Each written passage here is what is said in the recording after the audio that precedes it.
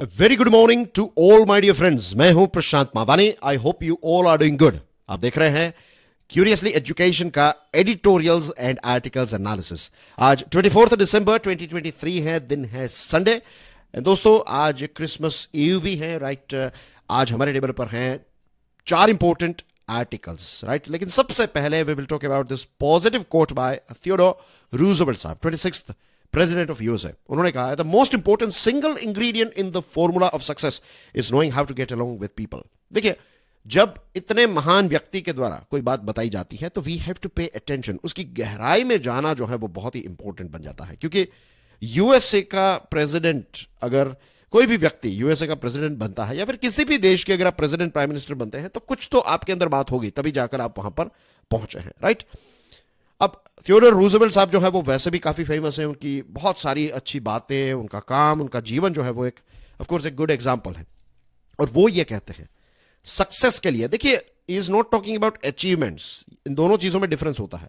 Achievement यानी कि बड़ा बंगला, बड़ी कार या फिर बहुत सारी कार्स, बहुत बड़ी ऑफिस, एक्सपेंसिव घड़ियां, कपड़े, जूते, व्हाटएवर एक्सेट्रा, राइट। जितनी भी मटेरियल चीजें हैं आप इनको अचीवमेंट की लिस्ट में डाल सकते हैं। And I am not anti achievement, I am not anti materialistic thing, right. सारी जो अच्छी अच्छी चीजें हैं, राइट, दुनिया के बेस्ट प्रोडक्ट्स, बेस्ट सर्विसेज, उनको एंजॉय करना ही चाहिए। उसमें कोई गलत चीज है ही नहीं। कोई आपको आकर कहता है कि भाई ये सारी चीजों का त्याग कर दो, मत करना ये त्याग। एक वक्त आएगा जब आप ऑटोमेटिकली इसको ड्रॉप कर दोगे। इट्स लाइक आप किसी बच्चे को कहोगे कि भाई चॉकलेट मत खाना, right, chocolate is not good for you, right, तो वो बच्चा चॉकलेट खाएगा ही, राइट। उस मीन्स आप उसको खरीद कर नहीं देंगे, दैट्स अ डिफरेंट थिंग। लेकिन अगर बच्चा जो है, मीन्स आप टेबल पर चॉकलेट रख दीजिए, वो खाएगा ही खाएगा, और उसको खानी भी चाहिए। पता है क्यों? क्योंकि देखिए, आज मैं और आप चॉकलेट के लिए एक दूसरे के साथ फिजिकल फाइट नहीं करेंगे। जब हम छोटे बच्चे थे तो उस समय पर हमारी सिस्टर, ब्रदर के साथ, कजिन्स के साथ, चॉकलेट को लेकर दोस्तों के साथ एक थोड़ी बहुत फाइट भी हो जाती थी, राइट। उस समय पर चॉकलेट हमारी बहुत बड़ी चीज हुआ करती थी। इट वाज लाइक ए दुनिया, it was like a big achievement, gold treasure था। लेकिन आज चॉकलेट के लिए आप किसी के साथ फाइट करोगे नहीं। आप इनफैक्ट जब खुश होंगे तो आप दूसरों को चॉकलेट खिलाओगे, क्योंकि अब आपको पता चल गया कि it's not a big deal. Same thing goes with big achievements as well. जब आप वहां पर पहुंच जाएंगे उस समय पर you can drop it if you want to, लेकिन उससे पहले ये कहना कि नहीं नहीं नहीं, चॉकलेट तो मुझे बिल्कुल पसंद नहीं है, लेकिन अंदर से चॉकलेट सबसे ज्यादा पसंद है, तो ये डबल स्टैंडर्ड जो है वो नहीं होना चाहिए। Anyways, coming back to the quote, तो वो जो कहते हैं ना ये सक्सेस के बारे में, success is more a sort of holistic thing, कि थोड़े बहुत पैसे, अच्छे relations, physically healthy, mentally healthy, spiritually healthy, emotionally healthy, ये सारी चीजें जो है ना, ये सारे पैरामीटर्स जब बैलेंस में होते हैं, देन यू कैन से एक व्यक्ति जो है वो सक्सेसफुल है। तो the formula of success is knowing how to get along with people, right. The most important single ingredient in the formula of success is knowing how to get along with people. जब आप लोगों के साथ अच्छा behaviour करते हैं, लोगों को समझ सकते हैं, उनको सुनते हैं, राइट, और जब आप बेसिकली लोगों के साथ घुल मिल जाते हैं तो आप जो है वो सक्सेसफुल इंसान बन जाते हैं। डियर फ्रेंड्स, आज हमारे टेबल पर 4 इंपॉर्टेंट टॉपिक्स हैं। ये जनरेटिव एआई पर एक लिखा गया आर्टिकल है, बहुत इंटरेस्टिंग है। ये हमारी डेमोक्रेसी और पार्लियामेंट के साथ जुड़ा हुआ टॉपिक है। ये हमारे किसान भाइयों के साथ जुड़ा हुआ टॉपिक है, राइट। किसान डे अभी सेलिब्रेट किया गया, तो इस पर हम बात करने वाले हैं। नॉट किसान डे पर यहां पर जो नियो कोऑपरेटिव्स हैं वो किसानों की कैसे मदद कर सकती है, we are going to talk about that. लेकिन सबसे पहले we will start with this particular topic. इसका नाम है port acquisitions vital for expanding India's maritime footprint. ये article major general Ashok K Mehta साहब, जो रिटायर्ड है, right, retired major general Ashok K Mehta साहब ने ये बहुत ही खूबसूरत, बहुत ही इंफॉर्मेटिव आर्टिकल लिखा है। तो चलिए इससे शुरुआत करते हैं। दोस्तों, जब ये इजराइल और गाजा के बीच में या फिर इजराइल और हमास के बीच में जो युद्ध की शुरुआत हुई, तो उस समय पर बहुत सारे जो एक्सपर्ट्स थे उन्होंने एक अपना जो भय है, राइट, वो एक्सप्रेस किया। कहा कि सबसे बड़ा जो भय है वो ये है कि ये युद्ध जो है ये दूसरे क्षेत्रों में एक्सपांड ना हो जाए। और अनफॉर्चुनेटली ये चीज जो है वो एक्सपांड होने लगी है। आप देखिए यहां पर अभी कुछ दिनों पहले की ही बात है, जब ईरान बैक्ड हाउथी मिलिशियास जो हैं, राइट, मिलिटेंट्स जो हैं, हाउथी रेबल्स जिनको कहते हैं, तो ये हाउथी ने क्या किया पता है? इजराइल लिंक्ड कुछ कार्गो वेसल्स थे, तो इनको रेड सी में अटैक किया है। रेड सी में ये गुजर रहे थे और इन पर ड्रोन के माध्यम से एक अटैक करवाया गया। दिस इटसेल्फ मींस कि ये गाजा वाला वॉर जो है ये एक्सपांड हो चुका है और इंटरनेशनल शिपिंग जो है इसको अब ये टारगेट कर रहा है। इससे पूरी दुनिया जो है वो प्रभावित होगी। अब चलिए लोकेशन को देख लेते हैं। तो as you can see here, this is Israel. यहां पर क्या है, सुएज कैनाल है। आई एम श्योर आपको पता होगा कि this is Suez canal here exactly. And ये रहा रेड सी, यहां पर बाब अल मंदेब है और यहां पर गल्फ ऑफ एडन है। ये रहा येमेन। ओमान के बारे में अभी हमने डिस्कशन की थी, थरो डिस्कशन की थी, इजंट इट? हमने ये Gulf of Oman, Strait of Hormuz, Persian Gulf के बारे में, अरेबियन सी के बारे में। तो ये एक ऐसा टॉपिक है, ये एक ऐसा मैप आप अपनी स्क्रीन पर देख रहे हैं, एक ऐसा रीजन है जिसके बारे में अभी कुछ ही हफ्तों के अंदर हमने काफी सारी डिस्कशंस की हैं। और नए स्टूडेंट्स के लिए I would like to inform you के देखिए, आप इस सीरीज को जब भी ये वीडियोस जो हैं वो आपको देखने को मिले, एवरी सिंगल डे इस वीडियोस को आप देखते रहिए। आप सोच रहे होंगे कि सर जब भी वीडियोस, इसका मतलब क्या बीच में गैप आएगा? नहीं, मेरी तरफ से गैप मैं पूरी कोशिश कर रहा हूँ। ऐसे कैसे आज संडे भी है तो भी मैंने आज लेक्चर जो है वो डिलीवर किया है। कल क्रिसमस है तो I am going to work on Christmas day as well, क्योंकि बीच में कुछ गैप्स आ गए थे। तो I want to compensate that, right? I want to make sure कि भाई जो गैप्स आए थे तो वो सारे गैप्स जो है वो मैं कवर कर लूं। और मस्कत के बारे में हम बात कर रहे थे, तब हमने ट्रॉपिक ऑफ कैंसर को भी ऑब्जर्व किया था। तो एज यू कैन सी कि इजिप्ट, सऊदी अरेबिया, यूएई, ये मस्कत, ये कुछ ऐसे देश हैं जहां से ये ट्रॉपिक ऑफ कैंसर की लाइन जो है वो गुजरती है। ठीक है, तो ये कुछ डिटेल्स आप याद रख लीजिएगा, राइट? कुछ वक्त जो है वो मैप के साथ जरूर गुजारिएगा। नाउ डियर फ्रेंड्स, इससे पहले के कुछ समय पहले की बात है, राइट? जो मीन्स इससे पहले का जो वीक था उसमें 4 बड़ी वर्ल्ड की जो लार्जेस्ट कार्गो शिपिंग कंपनीज हैं, उन्होंने अपना जो ट्रांजिशन, अपनी जो शिप्स हैं उनको रेड सी में भेजना बंद कर दिया है। अब वो एक लंबा रास्ता ले रहे हैं, केप ऑफ गुड होप वाला रास्ता, वास्को डी गामा वाला रास्ता, राइट? अब they are taking this one. Just imagine कि आप यहां से नहीं जा रहे और आप पूरा जो अफ्रीका है उसको क्रॉस करके फिर अटलांटिक होते हुए फिर आप मेडिटेरेनियन जा रहे हैं। तो कितना बड़ा रूट ले रहे हैं। तो ज्यादा दिनों तक सामान आपका शिप में रहेगा, ओशियन में रहेगा, तो क्या होगा, उसकी प्राइस जो है, उसका भाड़ा जो है, उस पर मीटर भी चढ़ता रहेगा ना, तो ओवरऑल प्रोडक्ट्स जो है वो एक्सपेंसिव हो जाएंगे, नुकसान भी काफी ज्यादा होगा। इतने दिनों के लिए इंश्योरेंस भी आपको प्रोवाइड करना है तो इंश्योरेंस की प्राइस भी बढ़ जाएगी। तो एज यू कैन सी कि ये हाउथी वालों ने जो अटैक्स किया ना, तो इसकी इंपैक्ट कितने सारे देशों के लोगों पर होगी, राइट? तो ये अब एक्सपांड हो गया, आप समझ लीजिए। हमें जनरली क्या लगता है कि सिर्फ एक क्षेत्र में इजराइल वेसल्स पर अटैक किया तो फिर इजराइल को अफेक्ट हुआ, नहीं। उसकी वजह से जो रिपल इफेक्ट आए, इसकी वजह से दुनिया के मुझे और आपको इसकी इंपैक्ट जो है वो सहनी पड़ेगी। 19 दिसंबर की बात है, यूएस ने अनाउंस किया कि इंटरनेशनल रिस्पांस फोर्स जो है वो यहां पर कुछ स्टेप्स उठाए, राइट? सेशल्स जैसे देश जो है उनको भी इसमें इंक्लूड करने की बात यूएस ने बताई। अगर सुएज कैनाल जो एक बहुत ही इंपॉर्टेंट रोल प्ले करती है, एंड वी नो कि सुएज कैनाल जो है से कब 1-2 साल पहले सुएज कैनाल जो है वो थोड़े समय के लिए ब्लॉक भी हो गई थी ना। एक शिप जो है वो यहां पर फंस चुकी थी, याद है आपको? उस समय पर तैयारी करते होंगे आप, आई एम श्योर, या फिर न्यूज़पेपर्स पढ़ते होंगे। तो सिर्फ एक शिप जो है वो यहां पर फंस गई तो कितनी सारी शिप्स जो हैं उनको रोक दिया गया।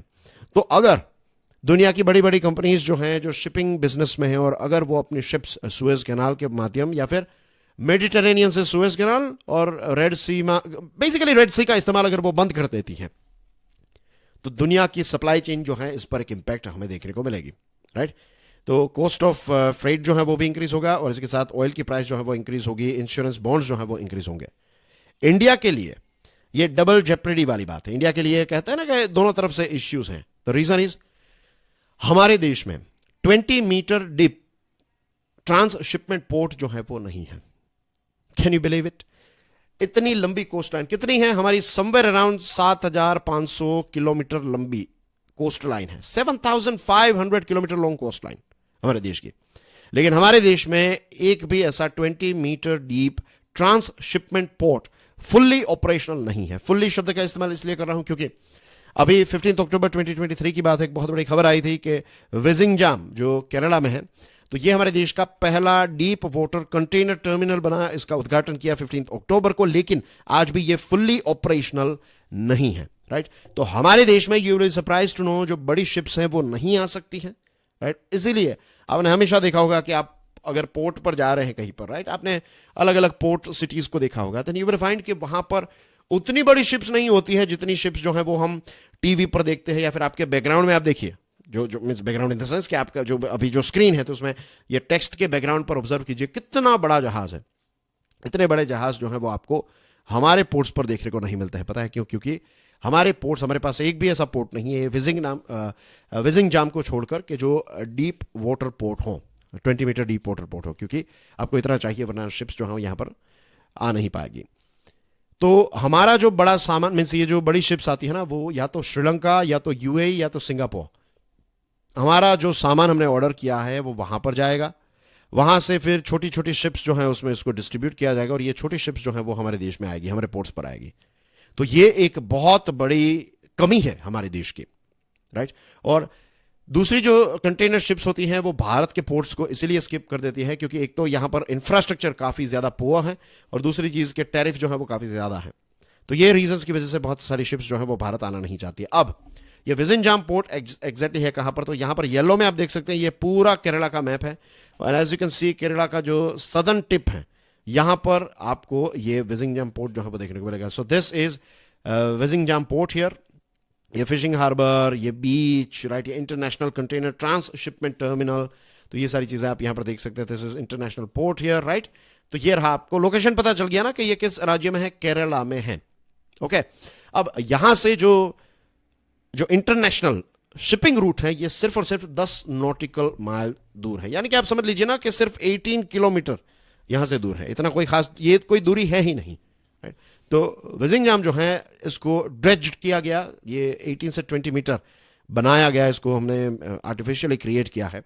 और जो सीज है ना, वर्ल्ड ट्रेड जो है, तो 80% जितना वर्ल्ड ट्रेड जो है वो समंदर के रास्ते से एक्सपोर्ट किया जाता है सामान को, और हमारे देश में तो 90% जितना सामान जो है वो समंदर के माध्यम से हम सेंड और रिसीव करते हैं।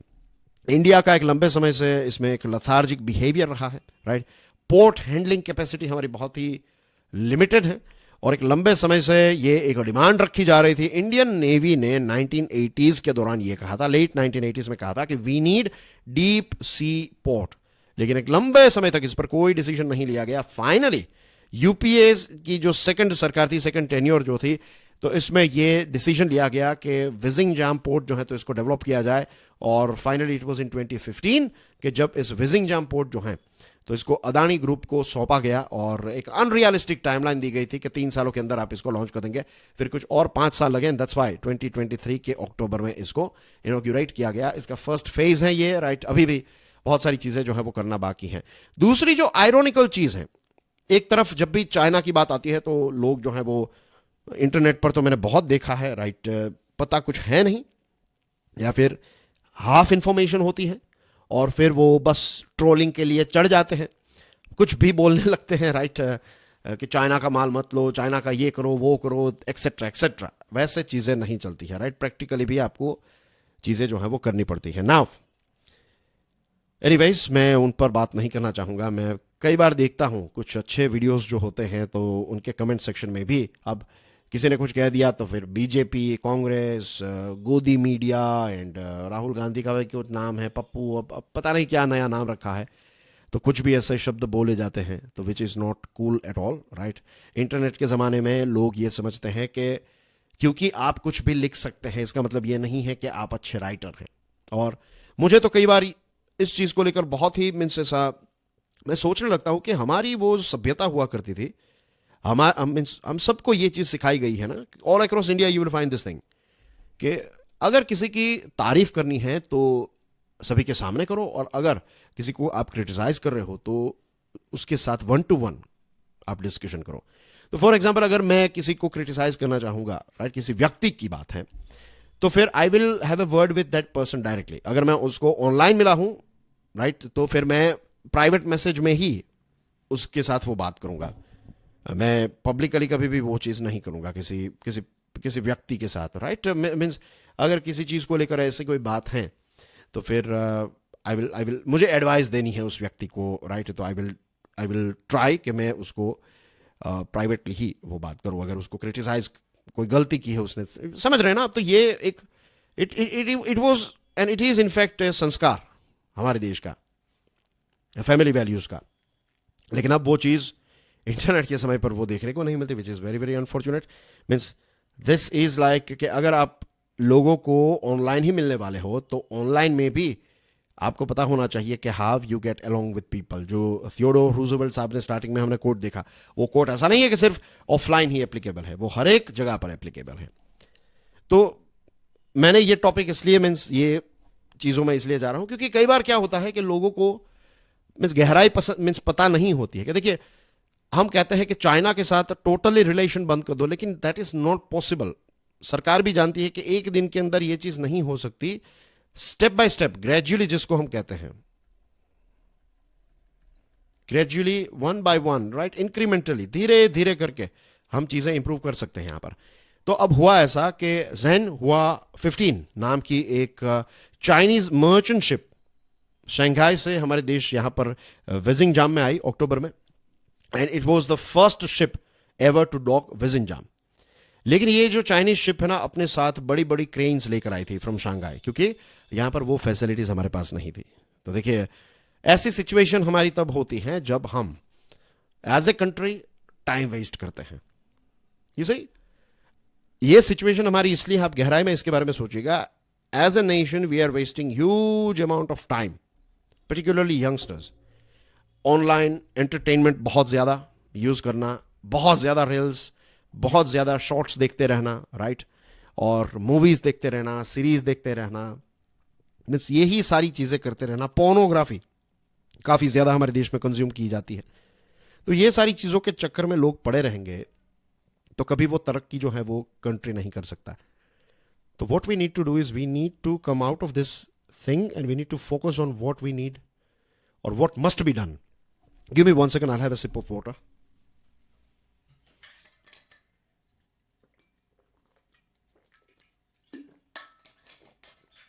अब देख रहे हैं कि इतने बड़े पोर्ट में हमारे पास ये सारी फैसिलिटीज नहीं है कि दूसरी जो शिप है वो अपने साथ क्रेन्स लेकर आना पड़ता है उनको।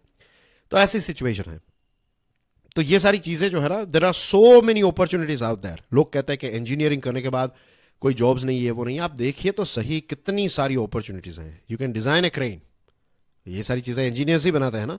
You can work for a company who is doing means जो कंपनी क्रेन के बिजनेस में है, राइट। ये ताकत है करंट अफेयर्स की, ये ताकत है जनरल अवेयरनेस की। आपको कितनी सारी चीजें जो अपॉर्चुनिटीज हैं उसके बारे में पता चलता है, राइट।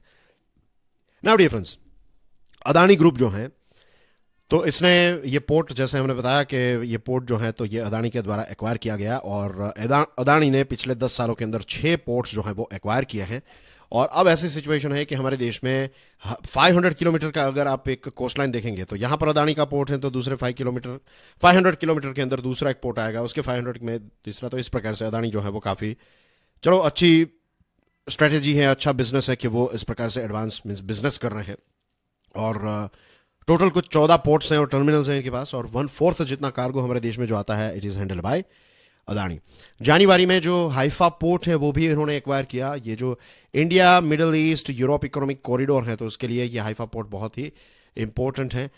तजिकिस्तान का एनी पोर्ट जो है वो भी मिलिट्री बेस के तौर पर भारत ने इसको एक्वायर किया था। This was the first one. And उस चाबाहर पोर्ट ईरान में हमने डेवलप किया, एक्वायर किया इन 2014। सितवे पोर्ट म्यांमार में है 2014, और 2020 में मॉरिशियस में अगालीगा पोर्ट जो है तो वो हमने मिलिट्री बेस के तौर पर डेवलप किया है। सेशल, ये जो देश है सेशल्स, तो सेशल्स एक आइलैंड नेशन है, तो इनका जो एजम्पशन आइलैंड है तो अभी इस पर डिस्कशन जो है वो चल रही है।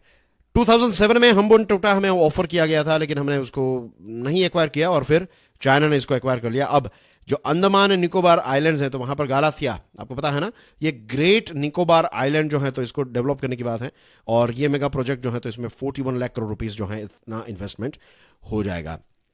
अब हमारे देश को और ज्यादा डीप सी ट्रांसशिपमेंट पोर्ट्स बनाने की जरूरत है। प्राइम मिनिस्टर मोदी साहब ने अभी ये अनाउंस किया कि उनकी जो 3rd टेन्योर होगी, इस 3rd टेन्योर में हमारा देश जो है ये 3rd लार्जेस्ट इकोनॉमी बन जाएगा। अगर वहां पर हमें स्पीडीली पहुंचना है तो we need to expand our ports, we need to increase efficiencies of our ports, right, कि ताकि हम जल्द से जल्द कार्गो कंटेनर्स जो है उनको हैंडल कर सके, ऑयल टैंकर्स को हैंडल कर सके। और इसी के साथ साथ जिन जिन जगहों पर पॉसिबल है वहां पर हम मिलिट्री बेसिस बनाए, और इसी के साथ साथ we have to create portable port, I mean sorry usable port terminals, तो ड्यूअल पर्पस हो, और it is very very important, security के बिना आप बिजनेस नहीं कर पाएंगे। तो इंडियन नेवी की सिक्योरिटी हो और हमारी जो मर्चेंट नेवी है उनकी बिजनेस की कैपेसिटी, ये दोनों के अंदर सिंक्रोनाइजेशन आएगा तो फिर हमारा देश जो है वो काफ़ी सारा व्यापार जो है वो कर पाएगा। आगे बढ़े उससे पहले dear friends, as I am sure आप में से ज़्यादातर स्टूडेंट्स ने इस कोर्स को अवेल कर लिया होगा, राइट? कोई कुछ नए स्टूडेंट्स भी हो सकते हैं जो आज पहली बार ये सीरीज को देख रहे हैं, तो let me introduce all of you to this course. इसका नाम है लिमिटलेस लीडरशिप। दोस्तों, एक भी ऐसी चीज नहीं हमारे जीवन में जिसका रूट, जिसका कोर जो है वो लीडरशिप के साथ जुड़ा हुआ ना हो, राइट? हमारी सफलता, अगर हम किसी चीज में फेल हुए हैं तो उसको कैसे हैंडल करें, सारी चीजें जो है वो हमारी लीडरशिप स्किल्स के साथ जुड़ी हुई है। और हम सबके अंदर लीडरशिप की स्किल्स होती ही है, डोरमेंट होती है, इसको हमें अनलॉक करना पड़ता है। तो कैसे इसको अनलॉक करें, क्या है लीडरशिप, और कैसे प्रैक्टिकल स्टेप्स के माध्यम से आप इनको अपने जीवन में इंप्लीमेंट करें, ये सारी इंपॉर्टेंट चीजें जो हैं वो आपको लिमिटलेस लीडरशिप प्रोग्राम में जानने को मिलेगी। ये कोर्स स्टडी ग्लोज के मोबाइल ऐप पर अवेलेबल है। अभी इस पर एक बहुत अच्छा डिस्काउंट भी चल रहा है। बाय द वे, ये कोर्स जो है वो मेरे द्वारा ही डिजाइन किया गया है। Now dear friends, let's talk about this one, theatre of the absurd. मुझे थोड़ा और पानी पीना पड़ेगा, जस्ट गिव मी वन सेक।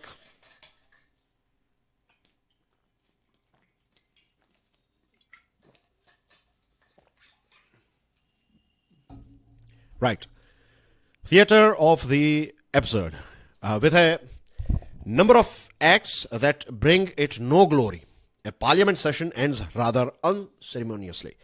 दोस्तों, ये एक बहुत ही बेकार, आई वुड से, पार्लियामेंट का सेशन रहा। ये विंटर सेशन जो है ये कंक्लूड हो चुका है, खत्म हो चुका है, और इसमें कोई ऐसी चीज नहीं हुई जिससे हम कह सके कि हमारी डेमोक्रेसी जो है ये और ज्यादा मजबूत हुई हो। इनफैक्ट और ज्यादा डिटीरियोरेट जरूर हुई।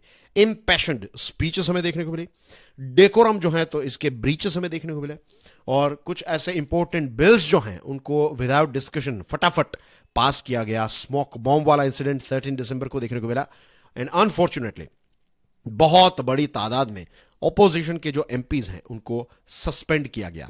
ये कुछ ऐसी बड़ी बड़ी चीजें हैं जिससे लगता है कि क्या जेन्युइनली हमारे देश में डेमोक्रेसी है?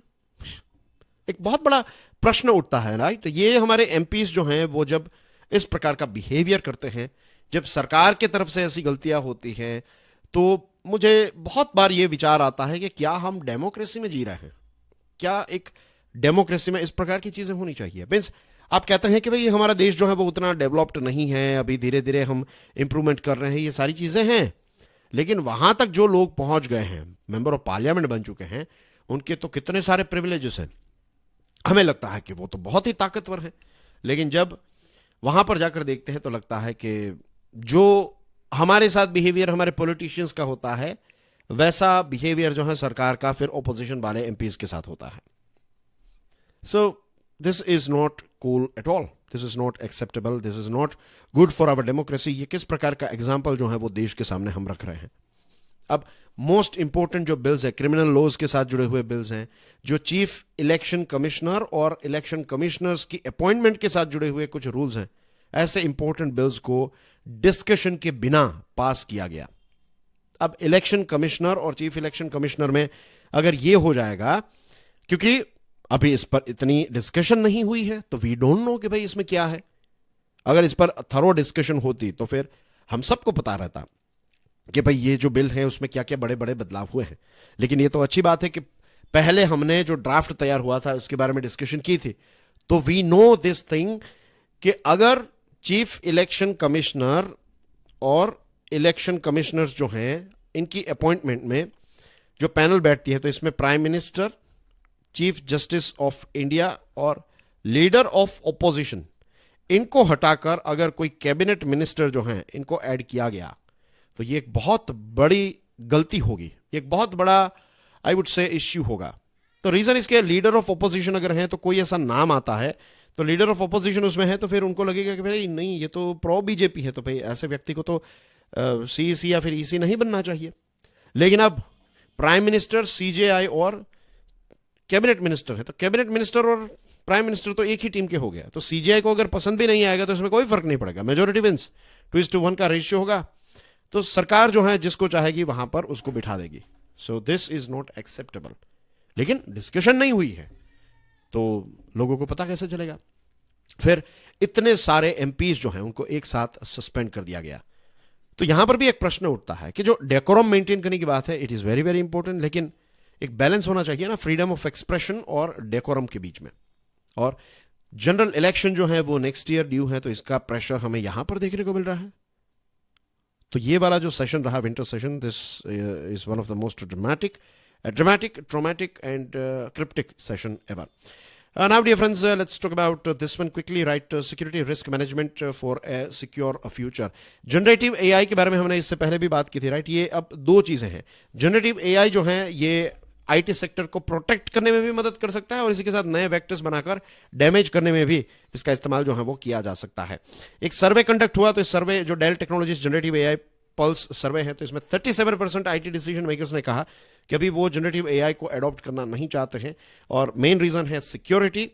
तो this is the big risk that they are worried about. लेकिन जितनी भी टेक्नोलॉजीज हो, तो we have to make sure कि उसमें ह्यूमन वैल्यूज हो और एक ह्यूमन टच हो, राइट? अब हैकर्स जो हैं वो बहुत स्पीड में और ऑटोमेशन के माध्यम से जनरेटिव एआई जो है उसका इस्तेमाल करेंगे. तो जनरेटिव एआई का ही हम इस्तेमाल जो है वो हैकर्स को पकड़ने के लिए कर सकते हैं. मालवेयर जो है वो रियल टाइम में हैकर्स के द्वारा अपडेट किए जाएंगे, अपग्रेड किए जाएंगे, नए फिशिंग और नए स्पूफिंग के ईमेल्स जो हैं वो भी आएंगे. तो ये सारी एक्टिविटीज़ को रोकने के लिए मशीन के साथ लड़ना है तो सिर्फ इंसान नहीं, मशीन और इंसान का कॉम्बिनेशन जो है दैट विल वर्क बेस्ट. तो ह्यूमन इन्वॉल्वमेंट इसमें बहुत ही इंपॉर्टेंट है. और जो जनरेटिव एआई है ना, उसका पूरा इंफ्रास्ट्रक्चर ट्रस्ट के आधार पर बनना चाहिए. डिवाइस पर हमें ट्रस्ट होना चाहिए, डेटा पर और यूजर, ये तीनों चीज़ों जब मिलकर काम करेगी तो उसमें एक बदलाव, मीन्स उसमें एक ह्यूमन वैल्यूज, एथिक्स, ये सारी चीज़ें जो है वो इसमें ऐड की जाएगी तो बहुत ही इंपॉर्टेंट होगा. डिवाइस पर ट्रस्ट का मतलब यह है कि कई बार डिवाइस बग्ड होते हैं, तो ये सारी चीज़ें ना हो.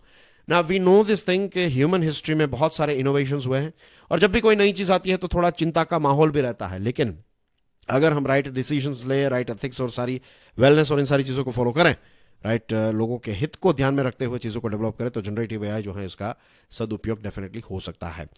Empowering India's farmers through the neo cooperatives, right. किसान दिवस 2023 जो है वो अभी सेलिब्रेट किया गया और मार्जिनलाइज्ड किसान जो हैं तो उनको कोऑपरेटिव इकोनॉमिक फ्रेमवर्क के बारे में अवेयर करना, उनके जो एजुकेट करना इनके बारे में, ये बहुत ही इंपॉर्टेंट बन जाता है. और इसका मेन लक्ष्य जो है वो यही है, ये सहकार से समृद्धि जो मिनिस्ट्री ऑफ कोऑपरेशन के तहत ये एक विजन क्रिएट किया है. तो ये जो फ्रेमवर्क है ना, इस फ्रेमवर्क में यही है कि किसानों को कोऑपरेशन के माध्यम से एक दूसरे के साथ जोड़ा जाए और ज़्यादा बिजनेस करने की अपॉर्चुनिटीज़ जो है वो क्रिएट की जाए. तो इसमें primary agriculture cooperative credit society जो है, पैक्स जिसको कहते हैं, it plays a very very important role. ये मल्टीपर्पज एंटिटीज़ हैं. यहाँ पर आप बहुत सारे बिजनेसेस जो हैं वो करने के आपको प्लेटफॉर्म्स प्रोवाइड किए जाते हैं. तो for example world's largest decentralised grain storage plan जो है वो भी इसका पार्ट है. तो इसमें ब्लॉकचेन टेक्नोलॉजी का इस्तेमाल किया जा रहा है और ई टोकन्स जो है वो प्रोवाइड किए जाते हैं किसानों को, राइट. और इसी के साथ अब ऐसी सिचुएशन है कि किसान जो है वो पेट्रोल डीजल के outlets, LPG distribution ship, Jan Aushadhi केंद्र, ये ऐसी बहुत सारी चीज़ें जो हैं वो इस कोऑपरेटिव्स के माध्यम से बिजनेस कर सकते हैं, एड ऑन बिजनेस कर सकते हैं. और जो फार्मर्स हैं रूरल इंडिया के, तो उनको अब मनी लेंडर से पैसे नहीं लेने पड़ते हैं, राइट. बहुत सारी जगहों पर वो कोऑपरेटिव सोसाइटी के पास जाकर लोन्स एंड चीज़ें जो हैं वो ले पाएंगे. तो ये सभी का फ़ायदा होगा. जो हमारे विजनरीज थे, त्रिभुवन दास पटेल साहब, सरदार पटेल साहब, तो इन्होंने जो सपना देखा, राइट, एक जो उस समय पर ग्राम स्वराज्य का जो सपना देखा, आज ब्लॉकचेन टेक्नोलॉजी के माध्यम से इसको हम नए लेवल पर लेकर जा रहे हैं और इसकी रिपल इफेक्ट जो है वो काफ़ी सारे क्षेत्रों में हमें देखने को मिल रहे हैं. वैसे कोऑपरेटिव के बारे में बहुत सारी चीज़ें आप जानते हैं, we have talked about it as well, बहुत ही बेसिक चीज़ है. तो इसके बहुत सारे डिटेल्ड पॉइंट्स जो हैं उस पर मैं नहीं जा रहा हूँ, मेन पॉइंट्स जो हैं वो मैंने आपको एक्सप्लेन कर दिए. So this are the 4 important articles of the day. And that's basically everything from my side. Thank you very much for your love and support. And I will see you soon with some more interesting videos, with more interesting topics. And do avail this course. Till then, enjoy your studies. God bless you all. Jai Hind.